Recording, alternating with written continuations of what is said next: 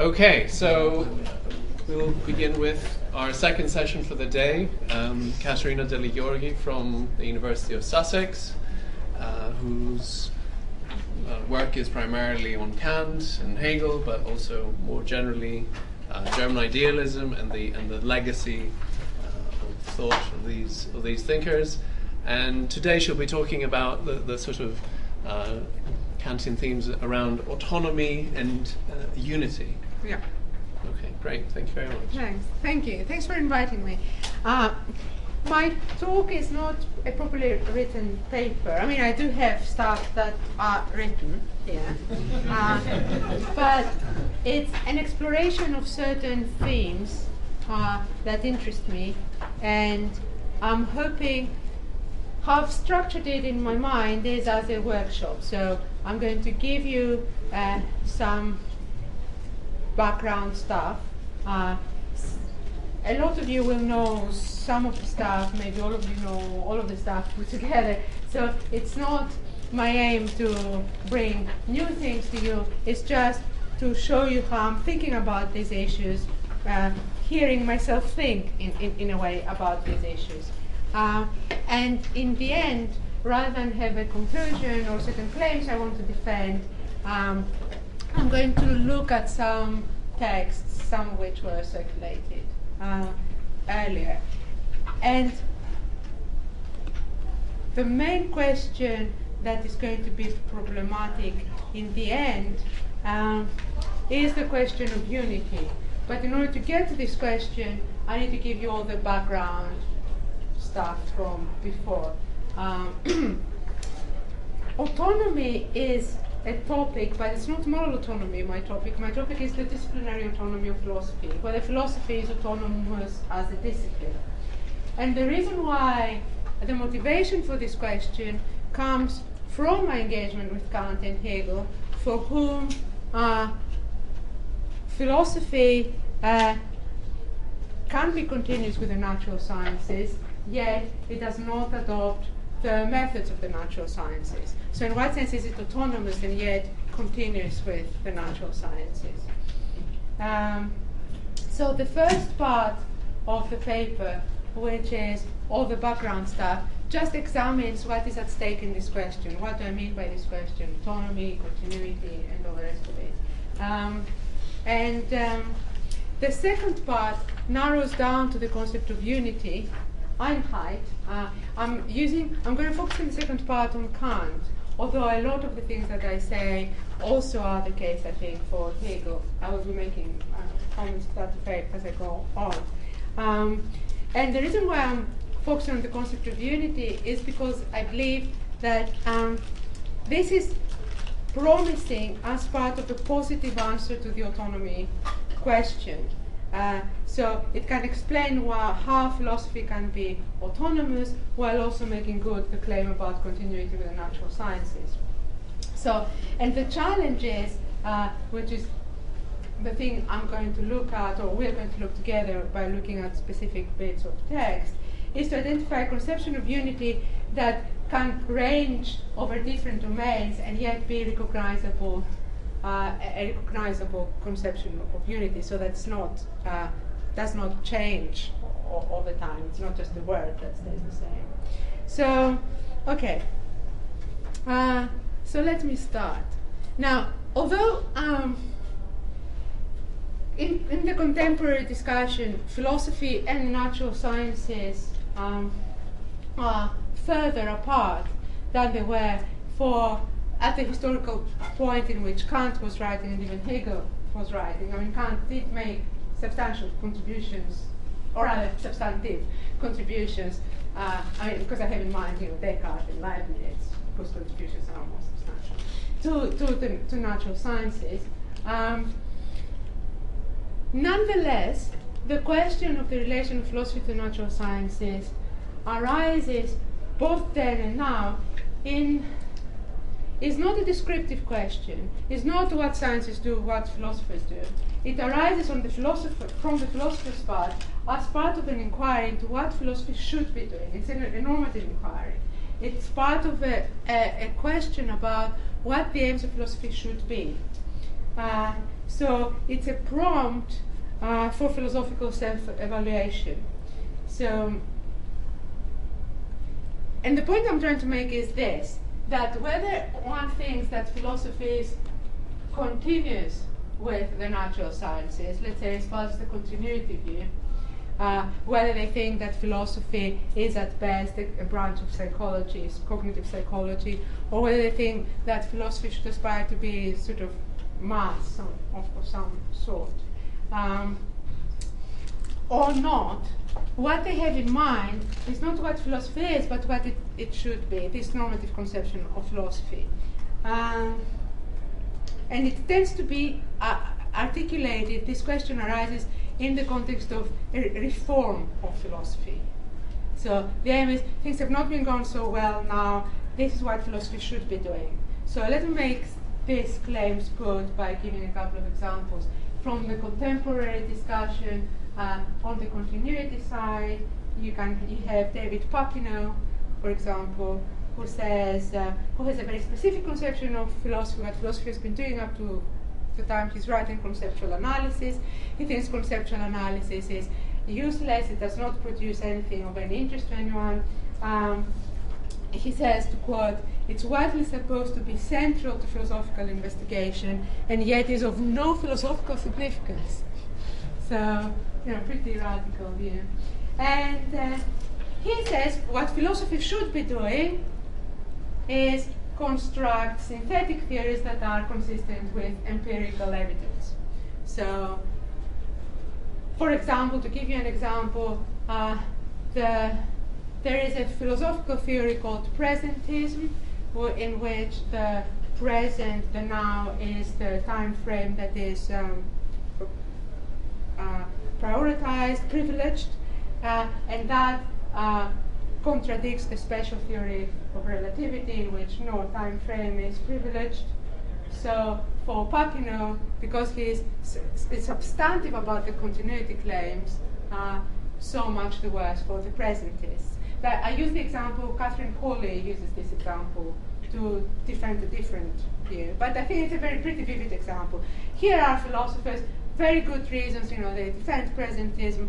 Here is an empirically based theory, scientific theory, so we should scrap, the metaphysics. But there is also a methodological version, so there will be substantive, and there is methodological version of the continuity thesis, continuity between philosophy and natural sciences.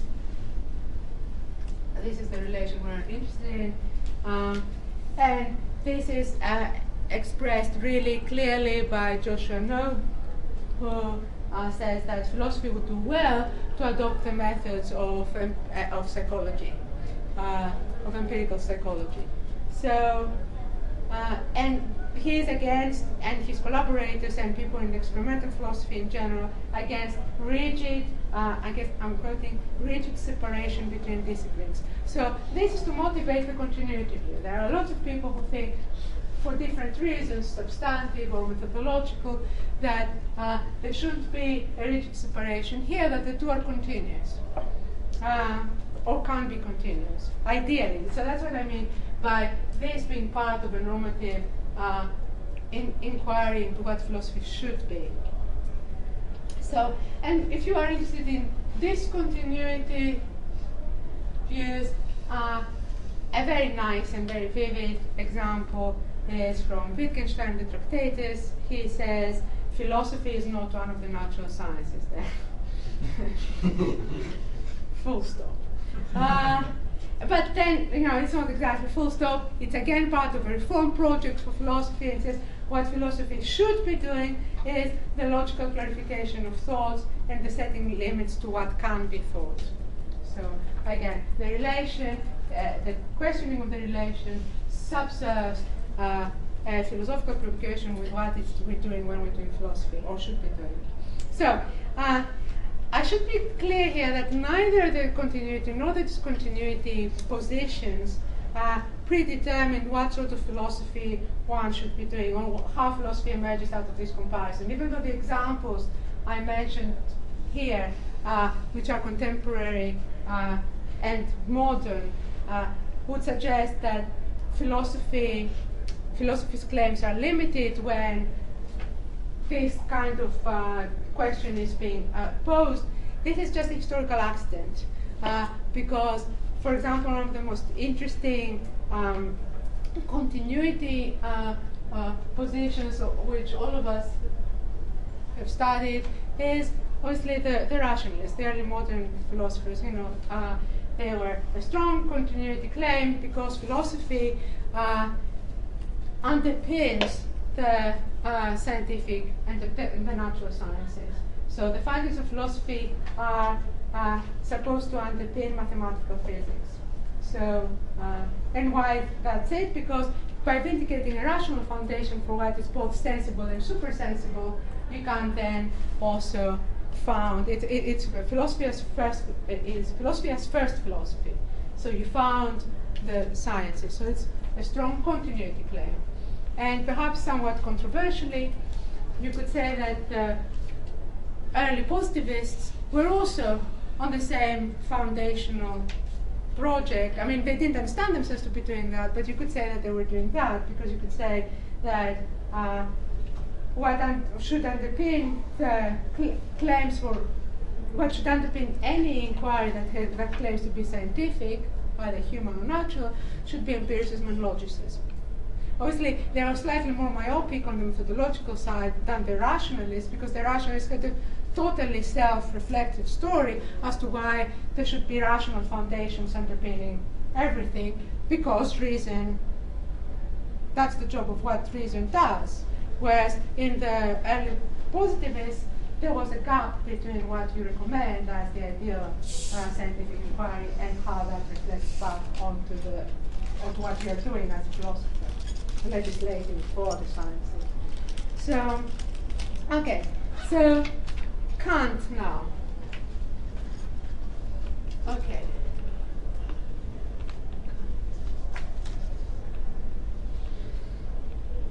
Okay. Kant addresses this question of the relation between philosophy and the natural sciences, as you all know, by setting up a tribunal in which the a priori claims are going to be examined. And the purpose is to break from his rationalist predecessors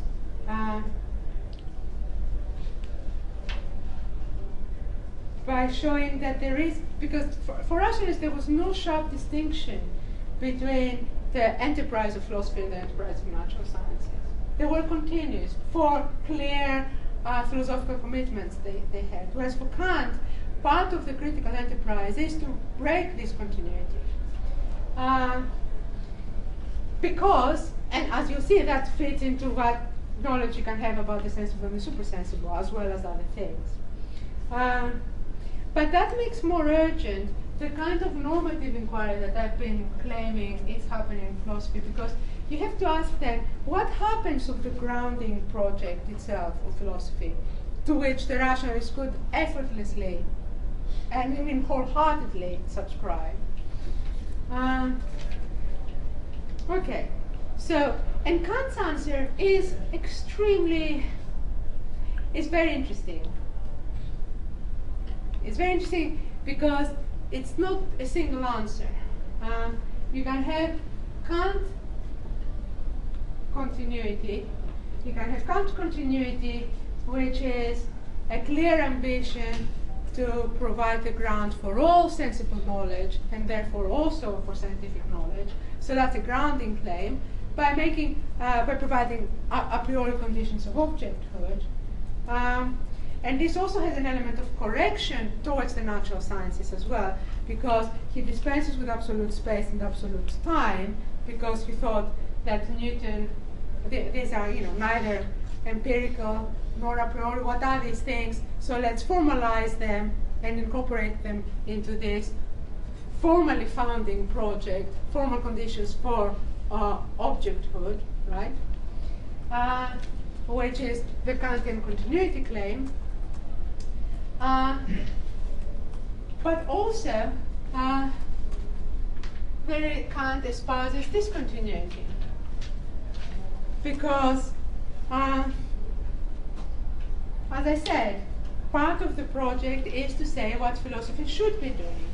And what it should be doing is not presented as a dogmatic set of commitments, is presented as part of a critical enterprise. And part of the critical enterprise is to say that the theoretical founding project, which I described as continuity, has limits.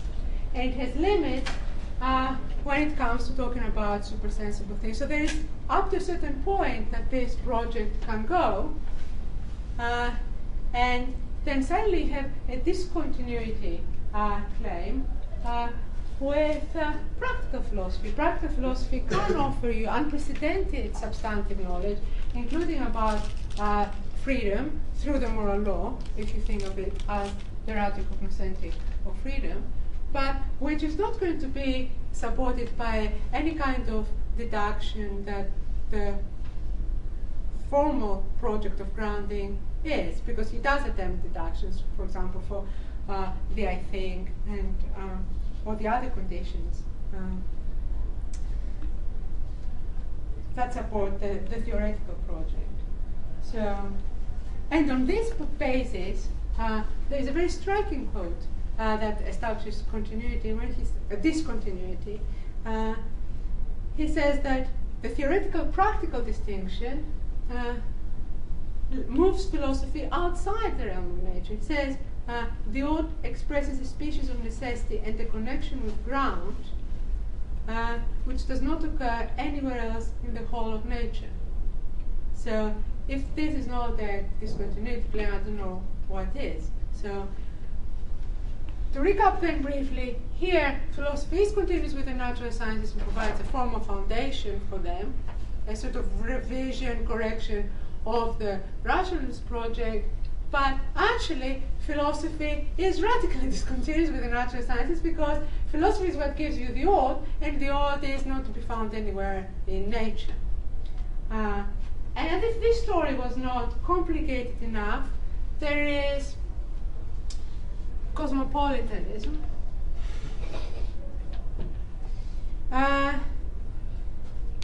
which is Kant's answer, I think, to what happens to the grounding project itself, in the first critique, admittedly, right? And what happens to the grounding project itself, given that the whole critical reevaluation of the grounding project is that the ought that shapes philosophy is ultimately, well, I'm not going to tell you yet what it is. I'm going to give you in steps the answer that Kant gives. He says, well, first of all, you have to have systematic philosophy as opposed to an aggregate, a mere aggregate. So you have aggregate versus system. And we're going for system. And he says, architectonic is the art of systems, and up to now, all systematic philosophy was scholastic. And scholastic philosophy is engaged in this pretty much the founding project and looking back into the rationalist tradition of scholastic. Scholastic, that's how he employs the term, that is. And what he suggests is he's the first one to do is, well, he defines scholastic as the logical perfection of cognition. So it's an epistemic aim of philosophy, and what he suggests should be doing is the cosmopolitan concept of philosophy, which is the science of the relation of all cognition to the essential lens of human reason. So basically, so it's a moral aim, the cosmopolitan aim. The philosopher follows the cosmopolitan concept is the legislator for human reason. The legislation of human reason has two objects, nature and freedom, and to the former pertains anything that is. This is the latter, everything that should be. And the systematic philosophy in the cosmopolitan sense has the aim of bringing together the two. So basically, this is how everything is unified. So you have unity at the top, which is cognitive epistemic, and then moral, and moral is the top unifying thing. So what I'm trying to say is that the cosmopolitan conception of philosophy is a very powerful unifying conception of of philosophy, and it's a very powerful conception of the grounding role for philosophy. And that's what I think has parallels with Hegel's absolute idea. I mean, if we have time, or if you want, we can discuss it further. So, in terms of autonomy now, because my topic was the disciplinary autonomy of philosophy. Philosophy is autonomous because it sets its own domain and principles through a process of self-criticism. This is the trivial answer. Yes, of course, philosophy is autonomous. But there is a more complex and interesting answer that emerges if we look in more detail to the various ways in which Kant defends continuity with the natural sciences, discontinuity with the natural sciences, and then at a higher level, some sort of unifying vision that is determined by the philosopher trying to put together cognition with the ends of human beings. So that's autonomy, yes, but autonomy in this very complex way. And the second thing that emerges from this picture is its ambition. I think it's undeniably a very ambitious picture. And that's why I think it shows an interesting continuity with Hegel, because you can see Hegel just directly taking up this task, although he goes about in a different way. I mean, I was alerted to this by the fact that I was trying to write something about the penultimate section of the logic just recently. And it is about the idea of the good. The idea of the good comes just before the absolute idea. So, and it strikes me, I mean, I can only speak in terms of impressionistically now. I can't give you the whole argument, but it strikes me as there are real parallels with this very ambitious unifying conception in which something like not just any value, but the good should be part of the role of philosophy in this way. Okay, now I want to look now very briefly to unity, because I've been going on about unity. I want to talk about unity as a cognitive ideal.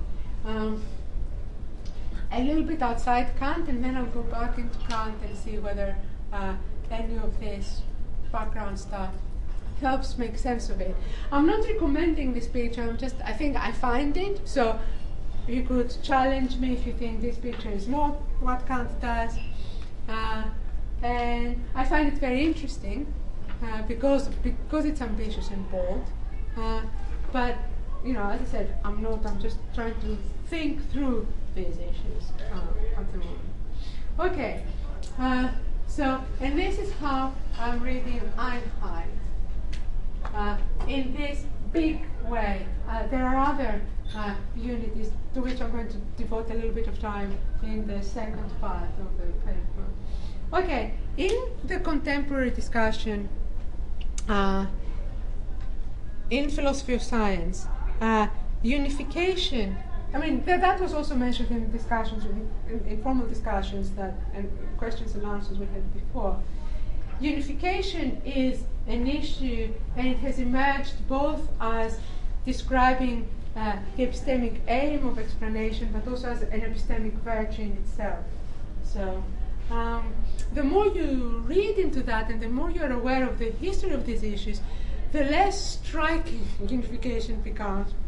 As you'll see, you know, because I will be dropping in Descartes here and there. You know, unification, if you come at it with no history of philosophy, you think, hey, is the alternative to mechanistic model, it is the alternative to the deductive nomological model, and I'm going to sort of present it like that. But actually, it's not an alternative. I mean, it was there from the start. Descartes had a unification project as well. So, but I'm going to present it briefly.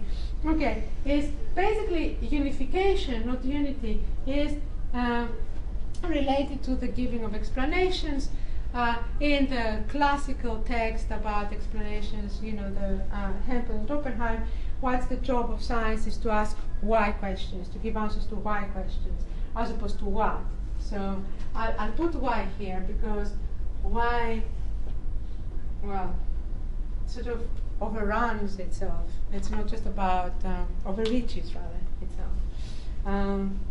So objective explanations, people thought around the 40s that the deductive nomological model is going to provide this because explanation is basically an argument with a major premise being the law.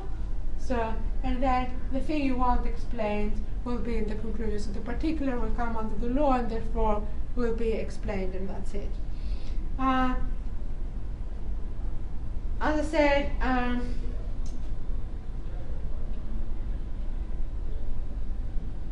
Descartes uses the same model, of course.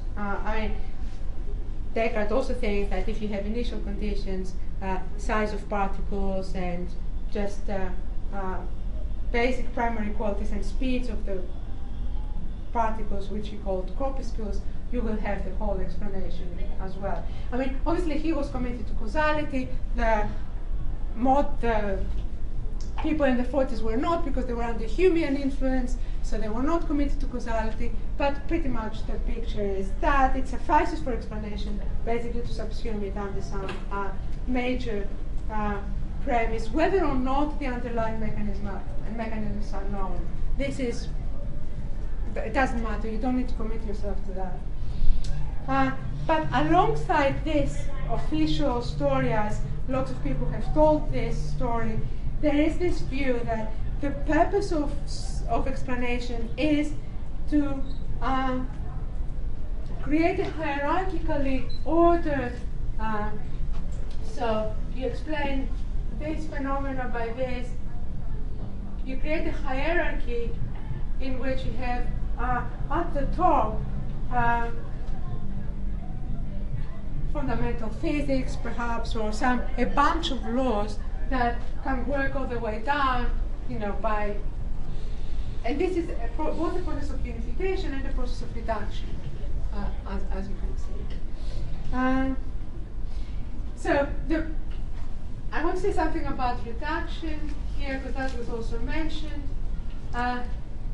Reduction didn't always go like that, towards some basic bunch of particles or bunch of particles plus laws that explain everything all the way down. Why I tie my shoelaces the way I do, you know, at some point here. Reduction can work also horizontally, because you have here a phenomenon, you can just translate it into a language here with which you are familiar. There are these models of reduction as well, models of translation from one idiom to another.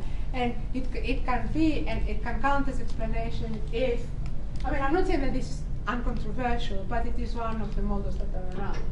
Okay, so it can count as explanation if you reduce this to something familiar. But I'm interested in this model because here you see unification, in which at the top the ideal is unification becomes one of the virtues of the story, because you have a smaller number of brute facts. That's your aim, is to reduce the number of brute facts that you have.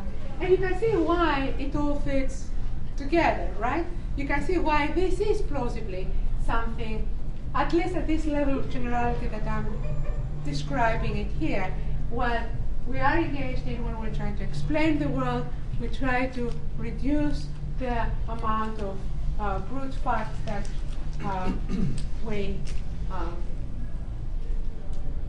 need to assume, and therefore unification and reduction can go hand in hand. That's clear, right?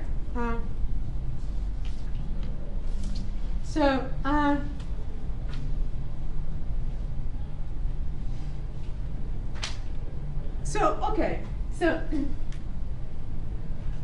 this would provide a model then, an attractive model perhaps for philosophy. Scratch that. In the discussion we've had this morning, not so much yesterday, even though yesterday the model seemed to be we translate horizontally from different idioms or sets of languages used not literally. Whereas today we were pressing Jim on, okay, what is the whole you were talking about? What is the whole and what are the principles that direct this whole? And by what principles is the whole given to you? Or you choose it or whatever, yeah? So you can see why this is a really live question, and this is an interesting model, the reduction unification model, as to how, here is your answer, yeah? But you will have noticed that there is no philosophy here. And there is no philosophy not just because I picked this from contemporary philosophy of science, but because we want to reduce the ultimate aim is ultimate reduction of everything to some, to smaller and smaller bunch of principles and laws. So there is nothing that is in principle irreducible on this model. Yeah. So that's why I cannot see how philosophy can fit there, because it's not. You can say, oh well, so far we haven't succeeded, but it's in principle possible. So this is not an empiricist position by any means. This is a commitment to reduction because the picture fits with what we're doing and it describes adequately our aims in trying to make sense of the world. Now, how dare I put this next to this? Can't. Well, because I wanted to have a contrast to show how there is an alternative way of doing the unity game, so to speak. Okay, Kant for Kant, unity also is an epistemic virtue, but also is what we are actually doing in knowing. So for Kant, there are unities all the way down. If you think experiences, there is the synthesis. I'm translating synthesis here of imagination, intuition, concepts, judgments, the I think, every bit, everything you say, every bit of propositional claim you make is the result of these multiple unities. So all the way down, irrespective of the debate about non-conceptual content, etc., but because even that has synthesis, right? So synthesizing is what knowing is. So there is unity all the way down, but also there is unity all the way up. There is a nice quote I have here. Well, again, the first critique is very vivid that he talks about the unity of reason, but there is a nice reflection I have somewhere. He says this, the business of reason, he says, consists in creating unconditional unity in the greatest manifold in the employment of the understanding. So there is unity all the way down, but there's also unity all the way up, because there is this unconditional business unity. Reason ultimately unifies the whole business of the understanding. So there is unity all the way up. And my question is about this. How can we have unity all the way up? Who does it? What is this unity? How is it affected?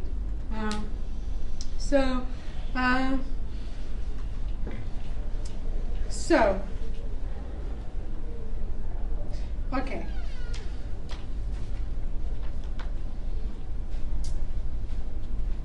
How does the unity of the understanding occur? What does it mean? What is it to say that reason wants to unify the understanding? what's wrong with it? Why is it disparate? In what sense does it need unification? Well,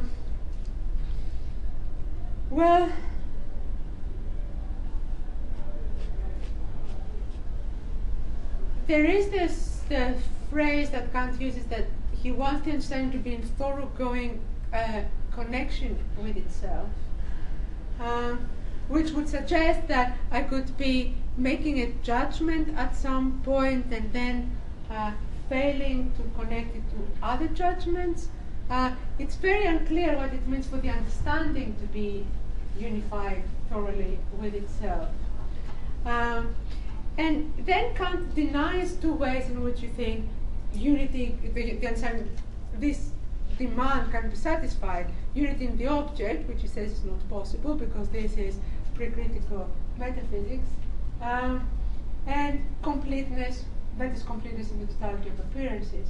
So it cannot be all the way down that this unity is going to be fulfilled in some way by the object coming together.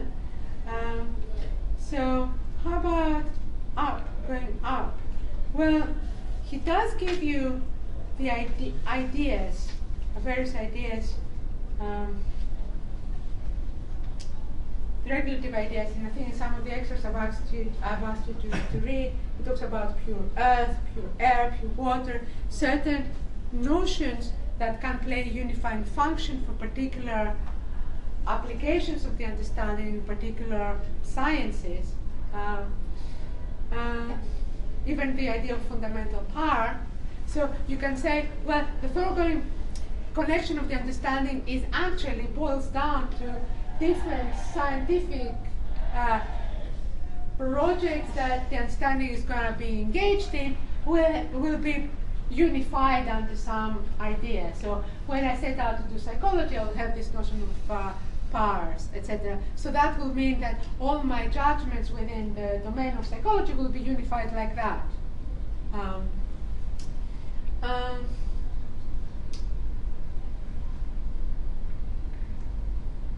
And then, of course, he talks about there is the idea of God and the soul and the world that also plays the different unifying roles. And you can see how it is pretty much horses for courses. So different, all the way up unity. There's not going to be a single idea that's going to provide it.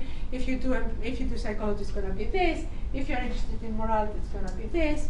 And that seems to be like a fragmentation starting to occur, rather than unifying the understanding, a sort of thoroughgoing connection, a sort of fragmentation according to interests or to whatever it is you are looking at, which would go against what Kant recommends, because he's very keen on he really strongly presses himself this notion of unity. I don't put these words into his mouth, because lots of people would be very happy with this pluralistic world, right? But Kant himself is not. In the Opus Posthumum, he says, yeah, admittedly it's problematic text, but he's saying, or there is this to be found, let's put it like that. Progress in knowledge, qua science in general, begins with the collection of the elements of knowledge, then connects them in the manner in which they can be arranged systematically. Blah, blah, blah, blah. The arrangement, the systematic arrangement, is what makes the scientific whole. So he has very strong systematic commitments, and therefore very strong unifying commitments. And just pure earth, pure water, and pure and fundamental power want to do it. So what emerges as a possible notion is the notion of world. And this is something that is in some of the texts. I'm going to return to the world in a bit, but first I want to raise some problems with what we've got already on the board. In my account so far, the positive account, I suggested in this first part of the talk that the unity all the way up will be ultimately provided by this normative conception of philosophy as that is spelled out in the architectonic, which is ultimately a cosmopolitan conception of philosophy, which is here, and that is going to provide the unity, and therefore you will have layered enterprises here at the formal level, which would be the continuity level, which would be the various sciences, and here you can talk about morality in a separate room, so to speak, but not necessarily conflicting, because the ultimate aim of philosophy is to show how they're all compatible. Yeah, and there is no reductivism here. There cannot be reductivism because this is how the whole thing is shaped. So it's layered. It's a layered kind of unity. But here is the problem. Let's forget this. I mean, this is very attractive, but to some people it will be attractive. I can imagine 90% of people, even in an idealist context, will not find this attractive. They don't think that philosophy's job is to reconcile the ends of reason and morality in order to fit human ends in some sense. Maybe some version of pragmatism will find this attractive, but it is not, let's say, a current position, shall we say, right? So this your philosophy at all is not, right? So even if you have a priorists here on the moral philosophy, they don't even think of themselves as being part of this. So yeah, so this is a very minority position. Yeah. So what else have we got? We've got this notion of the world. And I want to raise now some difficulties about the Kantian unifying project. That Hegel inherits what happens. So, okay. What's the problem? Why is this a problem? Unity and systematicity. Unity systematicity is a problem for Kant because he rejects PSR. Yeah? So if you don't have PSR, I should have put rationalists here, because rationalists are like the best guys ever. They've got it all sorted out. It's such a consistent system. It's a pleasure to read. The grounding foundational project is perfect, it's self-reflective, perfect, and they have PSR, perfect. The only problem is God. Because this is, I mean, it's not a problem, but I mean, I'm just saying, PSR. Okay? Principle of sufficient reason, right? Principle of sufficient reason, which just gets you to a basic reason for everything, which is God, yeah? So, good. So that's a nice system, but Kant rejects PSR. From his early writings, consistently, he attacks PSR. So, he cannot unify, therefore, like that, and formal unification creates the problems that I think I've sketched, right? Because formal unification you can have with the idea of pure air, pure water, fundamental power, or some kind of regulative idea, but this is going to be a formal unification. So it's not going to be the object that's going to give it to you. The object, the totality in the object is not given, it's beyond bounds. So, and what is attractive on this, sorry, I'm going back and forth here, because I am sort of trying to recommend this, but I'm not very, there is no reductive push here. There are lots of attractions to this. But here's the problem. Okay. Here is a problem with the.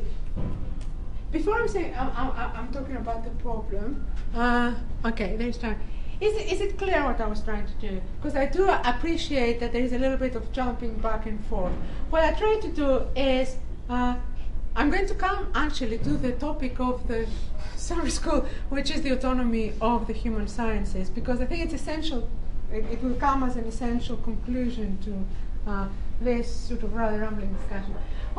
My problem was, what is the relation between philosophy and the natural sciences for Kant and Hegel, or coming out of Kant and Hegel, given that for both the natural sciences are essential to their philosophizing, and yet philosophy does not borrow the methods nor the concepts of the natural sciences. And I've shown this by showing how, for Kant, he corrects the concepts that is written in space and time, and also has a different method to the Newtonian method, right? So that's clear.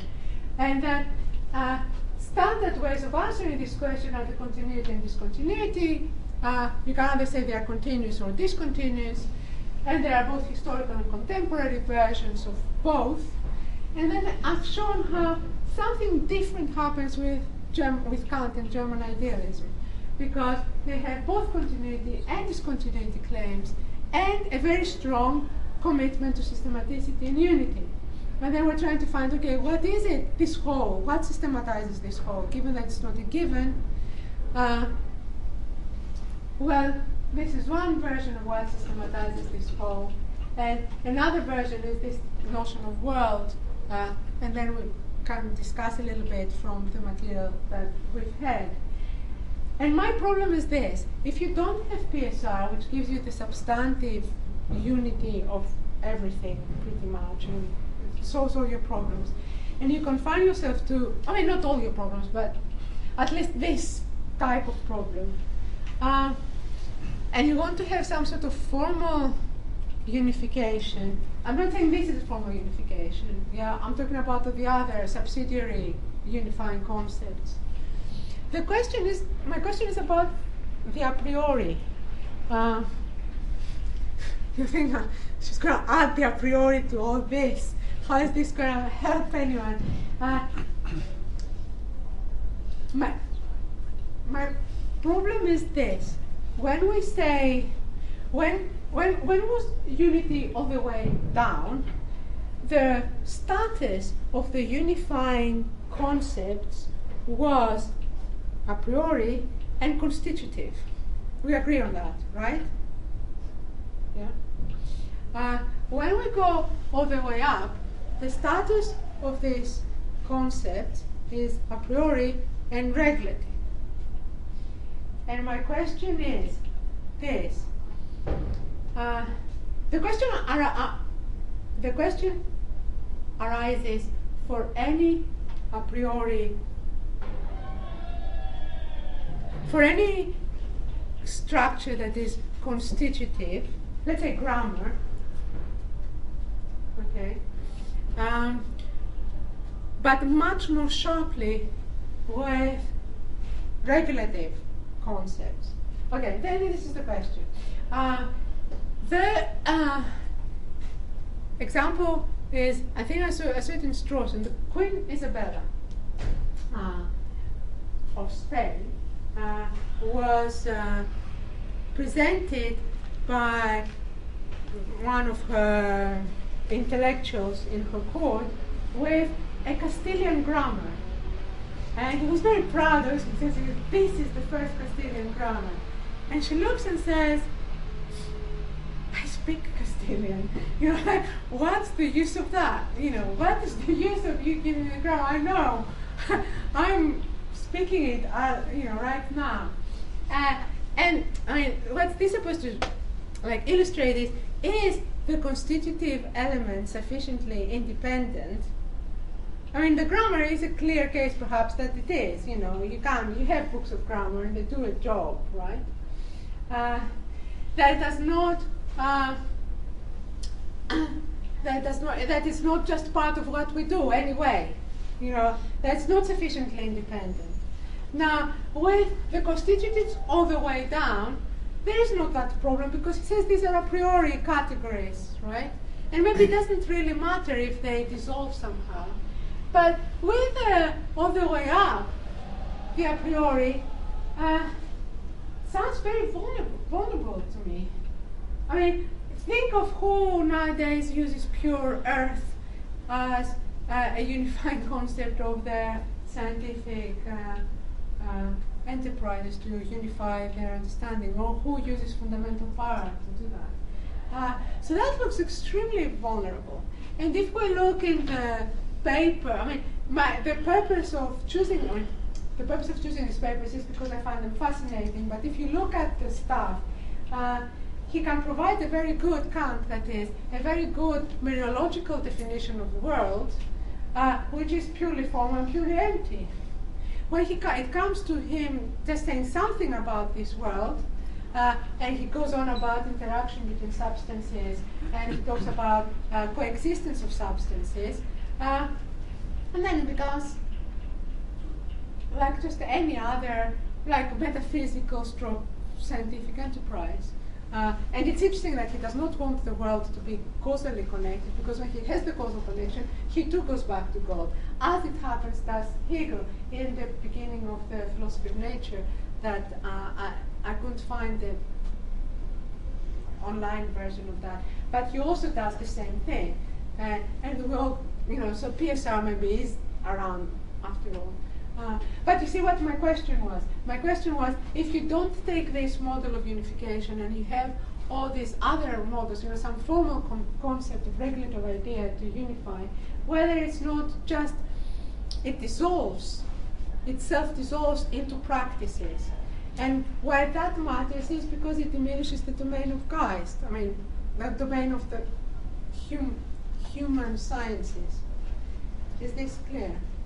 What I'm trying to say? No. I suppose what I'm defending is the view that unless we have a strong and robust a priori, then we cannot have autonomous human sciences, autonomous in the way that they can claim their own domain and even order the empirical sciences about. So perhaps after all, yes, I did defend this thesis. Yeah. So, and this is a thesis that can only be sustained by a strong a priori. Now, if you ask where this comes from, then I don't have an answer to that. That would be something like a fact of reason or something like that. But I think you can, and if you want to use the vocabulary of reduction, even though it's not, I did claim these don't reduce to this, you could say, no, I don't want to use it because I claim that they don't reduce, but as you see, this is what envelops the rest, rather than the other way around, rather than going through sciences and try to broaden the sciences and make them more liberal. This goes the other way around. It is some strong a priori commitments that are ultimately moral commitments that help unify the rest. So it's top-bottom approach, and therefore very idealistic, I suppose. So yeah, that's it. So ask me any questions. Should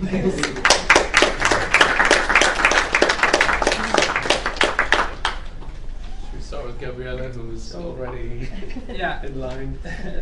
So thank you very much. These are all topics I'm much interested in, especially all the stuff coming from the transcendental doctrine of networks.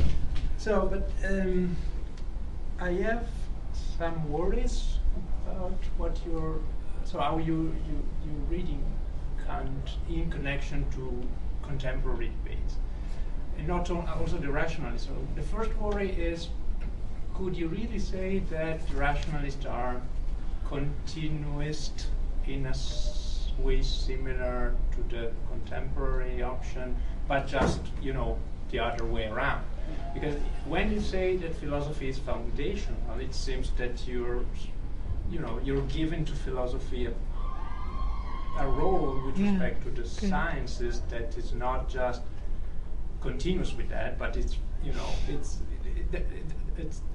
philosophy is different in fundamental way because it should provide metaphysical foundation for the science. This is the first worry. The second worry is concerning the distinction.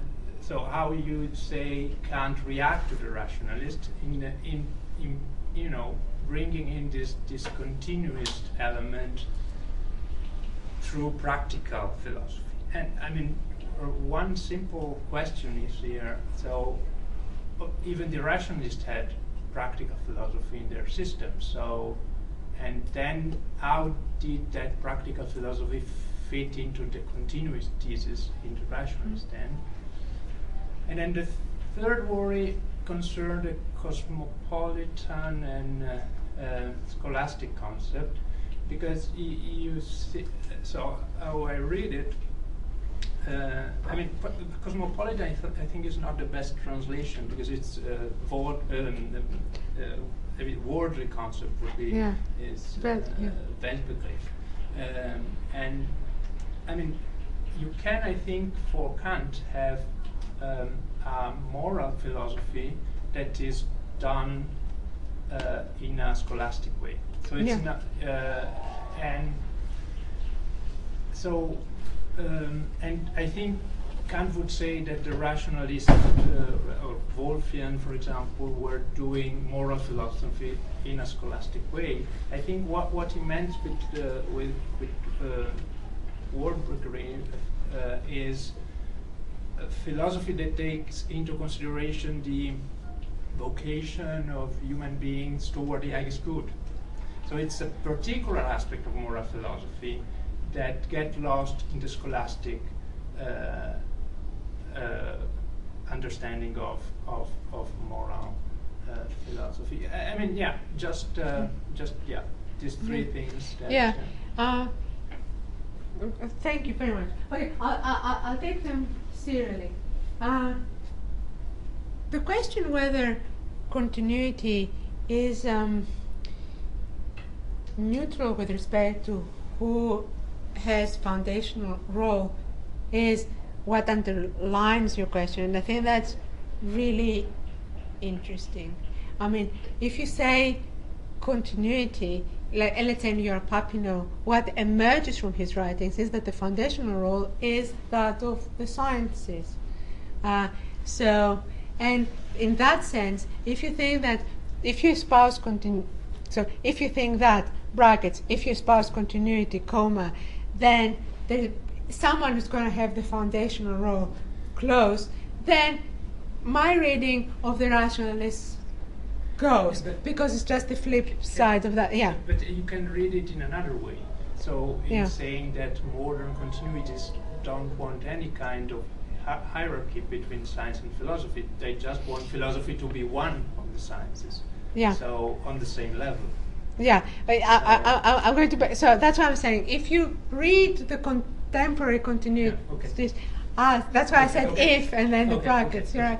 So, so if you read it like that, and some of them do lend themselves to be read like that, then yes. If you read them, and I think it is interesting to probe this question with contemporary continuists, because apart from the general rhetoric or philosophy is alongside you guys, which you can have for pragmatic reasons with a small p, let's discuss, let's learn from each other and whatnot. There is a conceptual issue to decide, and who decides ultimately what passes.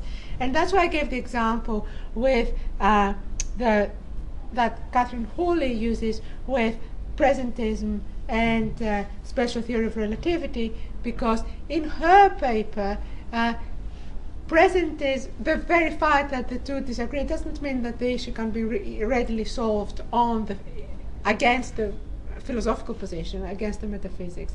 And that would be much more like what you're saying. I mean, the majority of contemporary metaphysicians who are some sort of continuists are in spirit what you're saying.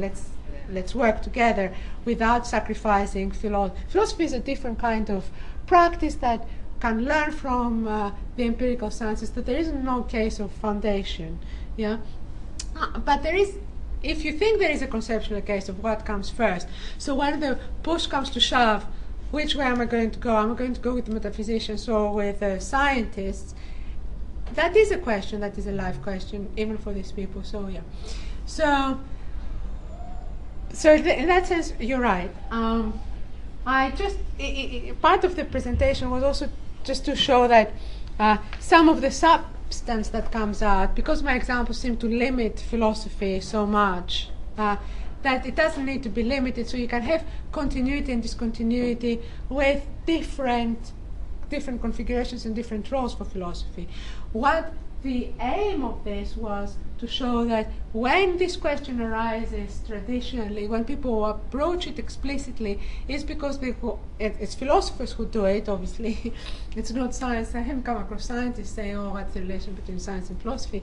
And the reason why they do it is because they want to reform philosophy, they want to cut out kinds of philosophy that are fruitless, open up more fruitful inquiries, and so forth. So it's a normative inquiry. So the what was the second question? Sorry, I missed the Second question was, so if the point that Kant is making against the rationalist with respect to the continuist view is that you need to have morality. They yeah. have also morality. Yeah, I got it. Yeah. Okay. No, you're right, and you could have also asked the question differently. You know, like here the discussion with the rationalists is about knowledge of the supersensible. That's what fundamentally motivates, because what part of the self-justification of the rationalist enterprise is that we can't have knowledge of both sensible and supersensible. Therefore, let's try to figure out how to do it and what are the basic principles to which we commit ourselves, rules for guiding our understanding, etc. So once you lose the claim about knowledge of the supersensible, then you have a different kind of continuity here. So it's already a difference here, right? So Kantian continuity is a formalization of the conditions of doing science, but also because it gives you the conditions of objecthood in general, and therefore also for science. So, so it's not, the difference is not the moral philosophy. The difference with morality is because precisely he's established continuity in this kind of formal way, there is all this stuff that falls out of the picture, that is the supersensible knowledge. And so, and the supersensible knowledge is part of how he claims the continuity. We cannot know that, but here's what we can know. But the discontinuity claim comes because, and that is different from the rationalists. It's not that the rationalists don't have a moral philosophy, but they don't have a moral philosophy that is methodologically presented like that. Practical and theoretical philosophy, they're not distinguished just in terms of domains. I'm applying now this to this content and now to this content. They are distinguished structurally and methodologically and cognitively. I don't want to overdo it, but we get substantive knowledge that we couldn't have dreamt of if we are on the theoretical side of the divide. And we get it in ways that are very different from the ways in which Kant couches his formal claims. He does not offer a deduction, like all sorts of things disappear and become different, even though he's got a fetish for like doing exactly, I've got antinomies there, I'm going to have them here, Yeah, I mean, so, but I agree with that.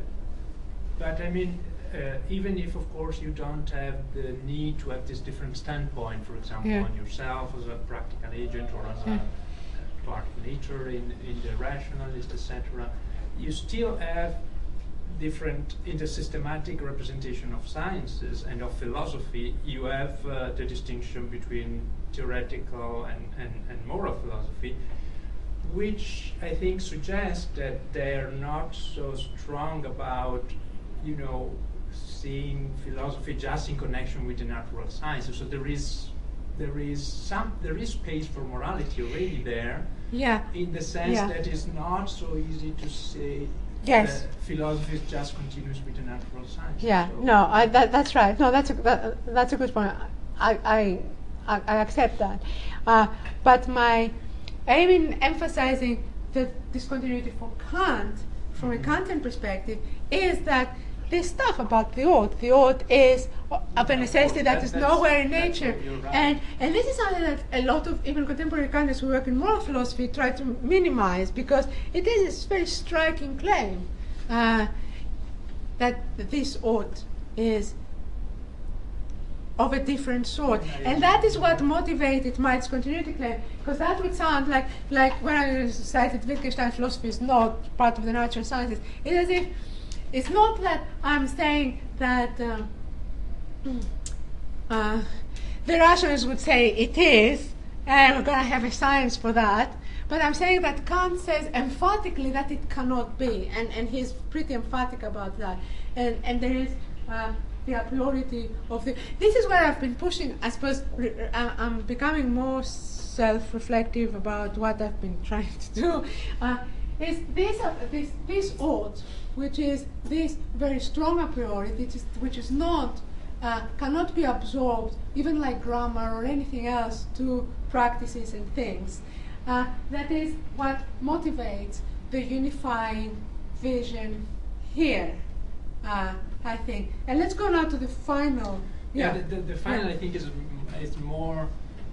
It's just that's not a big issue I think for you. It's just that I think the distinction between or worldly or how you call it and scholastic concept of philosophy do not map exactly to the practical and I agree. And the theoretical, but it's more. I mean, morality can also be scholastic, and it's just one part of morality that for Kant, for moral philosophy, that for Kant is really just worldly. And that has to do with the guiding role of philosophy, because it expresses our. That the good is possible. It's not just exactly. No, I agree. And in fact, somewhere in another discussion, I was presenting this, and I was presenting this in connection with Kant's history of philosophy, philosophy of history, right? Because philosophy of history also is a unifying project. He says explicitly, history is a concept that's a unifying concept, and what it unifies is actions of free beings. So a totally, that kind of item, and how unify this kind of item, and how comes down to this worldly conception of philosophy, which is. But what interests me is that what fires or whatever sustains this conception of philosophy is a moral conception of our vocation in this world. But it's not just us as moral beings. It's more like what Jim was saying, also embodied and working with others, and it's just very much more complicated. There is a complicated embodied is with intentions and blah blah blah. So and from what I could find, this is what provides the linchpin. This is the unifying concept. Let's not call it cosmopolitan. You're right. It's not right, but worldly sounds wrong too. It trivializes it somehow. But it's this. Let's say practical. Call it practical, but it's not the only practical. So there's a practical unifying aim which unifies philosophy, gives philosophy its proper role. This is the grounding project, and then, but this has layers which are not reduced upwards or downwards or anything, but this has these layers of the architectonic, fundamentally, that brings the whole together. And I think this is much, even though it sounds really weird to contemporary ears, theoretically at least, or formally or structurally, to me it looks much more a stable unifying system than any of the, let's talk about air or water and stuff. You can talk about God, but if you talk about God, then you end up, like Kant himself does, end up very close to, more substantive metaphysical questions. And then it depends which texts you're looking at, because, Thank you very much for this. I wanted to ask something about how you're treating both the continuity of philosophy with science and those issues with the issues of how the unification is happening, the notion of the a priori, and then the autonomy of the sciences. Because it seems to me that the notion of the continuity of philosophy with the sciences needs to be, I guess one should push at contemporary analytic philosophers on what exactly it is that they mean by that, because I'm not particularly sure how it is that it's even a question that philosophy is continuous with natural sciences, because you always, even in natural science, need formal aspects like the math, the logic and the statistics, as well as actual empirically informed investigations into what it is that they're doing. So it seems to me, at least, that in some sense philosophy always is continuous with the natural sciences, because, or at least certainly Kant would think that it's continuous with the natural sciences, because you can't merely construct concepts like the geometers would, as he says, and then expect that to then like actually give you knowledge about the world. Like he says that you actually have to like wind up with explications of like what your concepts actually mean, and those arrive at an end of the investigation. So systematizing philosophy, systematizing knowledge might in some sense be a project that exists outside of particular investigations into natural science or the humanities or whatever. It doesn't seem like it's really radically discontinuous with any of that, because it depends on actually knowing what's going on in substantive fields. And so I'm wondering there, when it comes to unifying all of that and then needing to have a very strong conception of the a priori to guarantee the autonomy of the human sciences, that maybe we're misconceiving of just how the sciences actually are autonomous, since I'm not sure if we take all of what I've just said into account, that any science is really in some sense autonomous. I mean, science has to rely on at least some formal matters plus starting definitions so that you can get an investigation going, which means that it has to draw on resources that it cannot completely encompass by itself. So, and yeah, I mean, because the only thing right now that I can think of that would have the kind of autonomy that you think requires us to have a very strong sense of the a priori to just like get those kinds of investigations going would be, well, mathematics and contemporary string theory. And string theory right now is going through a bit of a crisis because scientists seemingly are having this content insight that you cannot just do the math and then expect that to actually give you knowledge about the physical world, that you actually need to construct experiments that would, in some sense, verify what your speculations are about. Yeah. Okay. So there are lots of different aspects to the point you made. Yes. Thanks. Okay. So one is about the autonomy of natural sciences, and there are two versions of this. One is, yes, the natural sciences are autonomous, practically speaking, insofar in the traditional post-Enlightenment sense that they do not need to have. I mean, they may be limited. Let's say we are in a sort of religious. Let's say this was a lab studying genetics, but we are also happen to be have very strong Christian concerns of some denomination. That would limit what we would do, but it would be essential to our findings. I mean, that's a standard post-Enlightenment view of the autonomy of the sciences. They can do this stuff, so they can. Your findings can be externally limited, but they're not going to be internal limitations. If you see what I mean. So in that sense, they are autonomous like that. And in that mild sense of autonomy, let's say, I don't think they need very strong a priori. They need to have some, yes, they do need some rules that they follow that are not subsumable under or reducible to the religious rules. So there must be some rules, but they don't need to be strongly a priori like that. And actually, if you, the history of science and the philosophy of science shows that these rules change, and even virtues that some scientific theories have, that you think, oh, well, maybe the virtues stay the same, the rules change, but the virtues stay the same.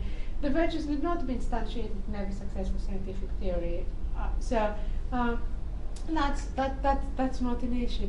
But what is interesting is that the autonomy of the sciences does not appear, at least currently, I may be sort of blinded by my historical circumstances, but the autonomy of the sciences does not appear as a problem for the sciences, except in this kind of collisions they have with other elements in our social world, like religion, etc.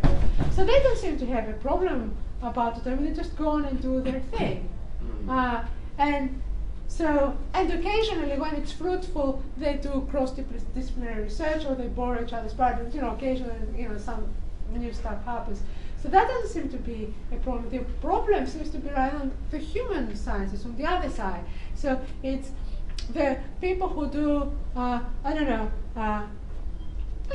philosophy, if you want to put it part of the human sciences. But let's say you don't want to put it, but let's say psychology or other things.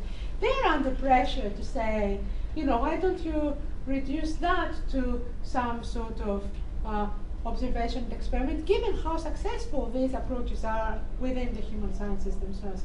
So the pressure, dialectically, so to speak, on the autonomy question is from the side of the human sciences. I mean, the departments that are shutting down are not departments of chemistry. Maybe they are. I mean, my university is They did shut down the computer science department in Florida at some point because of various mismanagements of monies. But yeah, that's true. But it is the philosophy and the human sciences that find themselves to have to account for themselves and say, look, we want to collaborate with the sciences. We find the collaborations fruitful, just like the sciences with other sciences. But we do have our own object domain, and it is generally very difficult to describe what the object domain is. If you've ever been in university committees where people say we're going to have this new course, and you have the economist saying this is going to be a new course, and you have the English or philosopher saying this is going to be a new course. The more you go towards the sciences, the clearer it is what their object domain is, what they're going to build, how they're going to solve it, how they're going to approach it, what the course is going to do. The more you go into the other side, the more, the fuzzier it becomes. We were talking about fuzzy. And what I'm saying is that the fuzziness is intrinsic to this problem I've been trying to figure out, that unless you have a strong a priori here, you need a strong a priori. Yeah? Unless you have a strong a priori here, then you're going to end up with fuzziness that someone will say, why don't we clear out this fuzziness by employing the methods of the natural sciences, by doing some quantitative research. I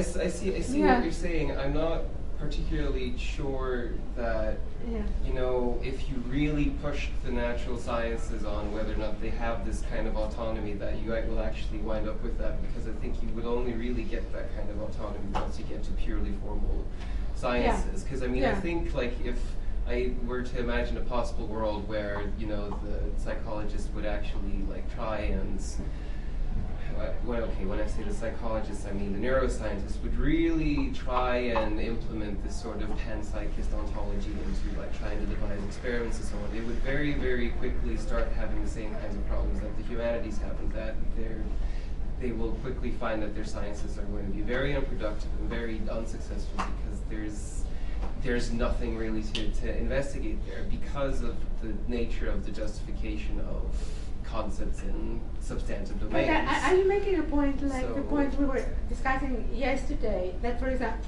or that you are going to use normative concepts, or indeed this morning, that you're going to use normative concepts? There's no way in which you can do some work without using certain normative concepts. Because if you're making this point, then that's right. Yes, I think you're right. Yes. So I think that this kind of institutional cultural problem is in some sense, I think, underdetermined by. There's a real theoretical worry here that I think needs addressing or so, but I think that there's more at play in terms of the politics of why humanities departments and so on are just under the particular institutional stress that are just that we're suffering under at the time. And I think it's sort of besides the point to just focus on the narrow theoretical philosophical problem of that. It's a political problem.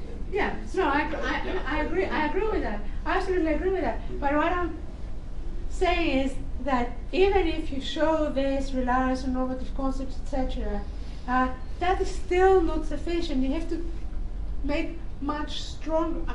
My hunch is you have to make much stronger claims, and if you make much stronger claims, then you are going to end up much more idealist than you started.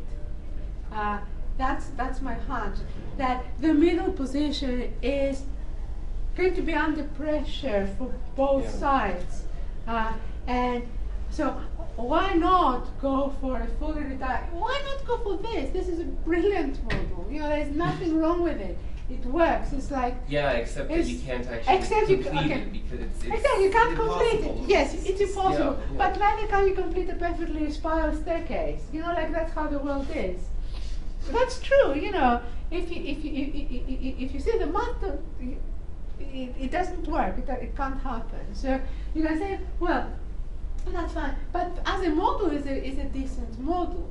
So why would one a priori not go for that, accepting its limitations, its practical limitations, rather than not a priori go for that?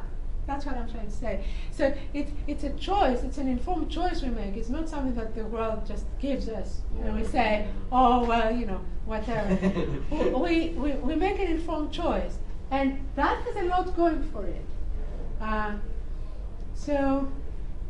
if you're not going to make that informed choice, then the alternative starts pushing much more idealist, towards a much more idealist agenda or way of doing things, which is this. And if you think this is a problem, then read Hegel. Then you see how Hegel sort of reconstructs this kind of systematic commitment to unity into stages. Nature has stages, and so on and so forth. And the aim is science, both in the contemporary sense of that, but also scientia, the classical sense of self-knowledge.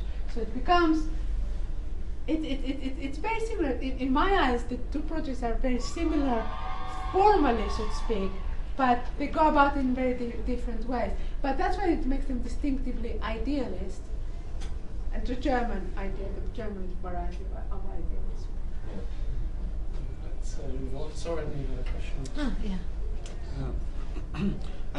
I guess I was very interested in what you were saying about the strong a priori that you need. I wasn't very clear how you got to the conclusion that we needed something like that. I mean, you were saying that there is unity going down and up, and then the unity going down is given by concepts which have a constitutive role, and then that there is the unity going up which is regulative, presumably given by the ideas.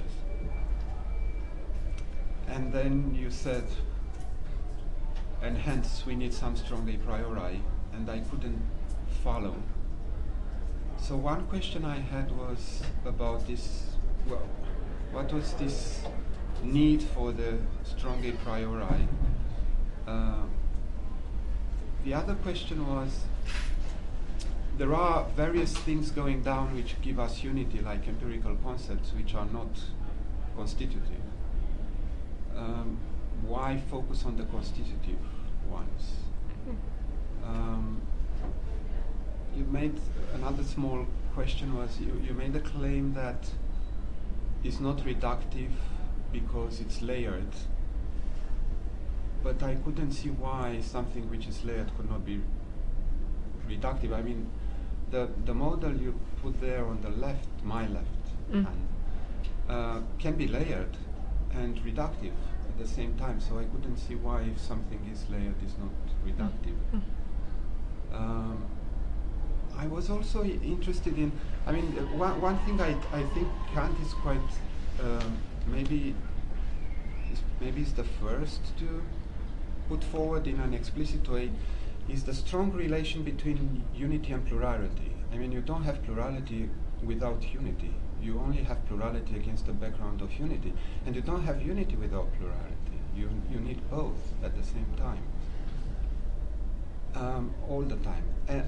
And I couldn't see, I couldn't see how that would play within your discussion, because you seem to put emphasis a lot on the unity, but I wasn't sure whether that doesn't need a plurality at the same time.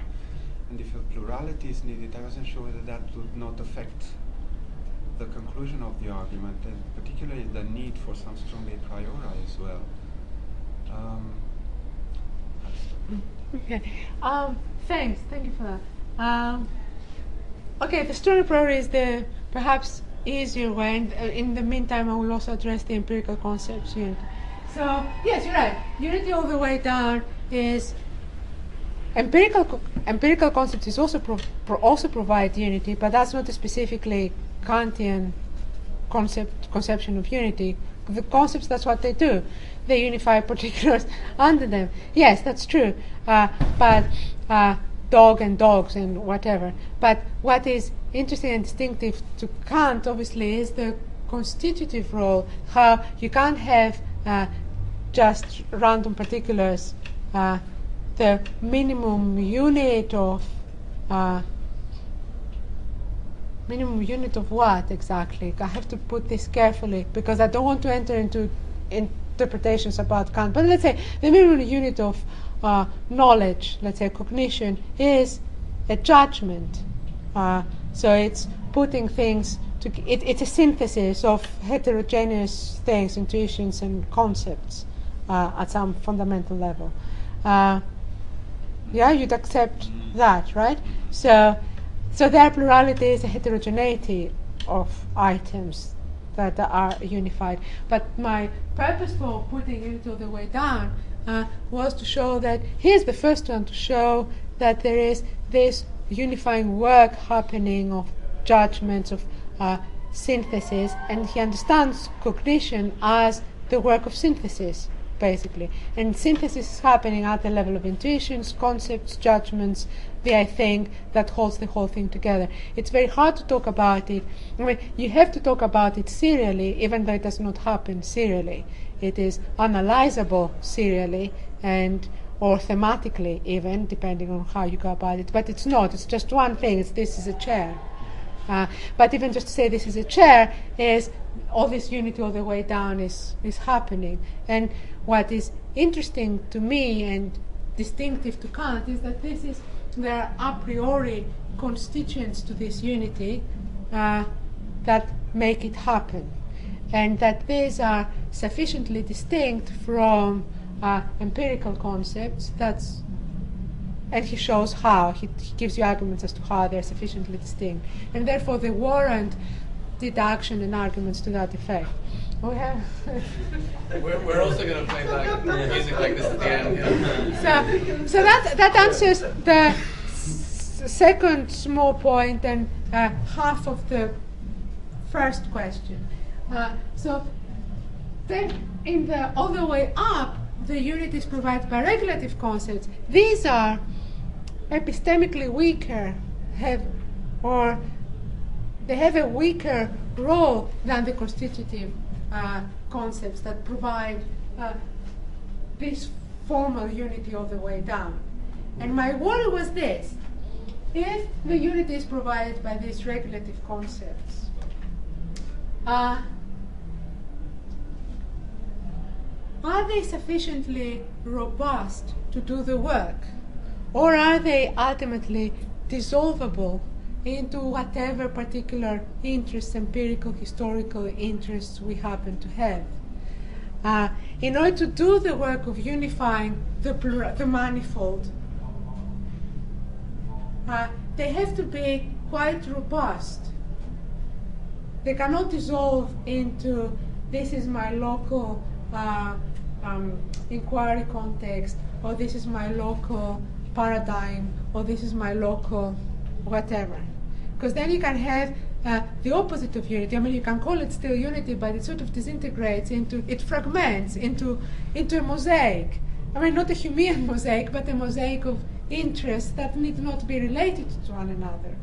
That was my concern. I mean, I may be wrong about having this concern, and there are lots of people who don't see this problem in contemporary philosophy. There are lots of people who are happily like that, mosaic-like in their interest. They think this is a fake problem. So A, it could be that I'm misdescribing it, the problem. B, it could be that it's not a problem. But if I am not misdescribing it, and if it is a problem, then that's why I'm suggesting there is a problem about the a priori. You want something that is robust enough, and I think the a priori would be robust enough because it would be sufficiently distinct from that which it unifies. Otherwise, it would be yet another element of what is being unified that does unifying function.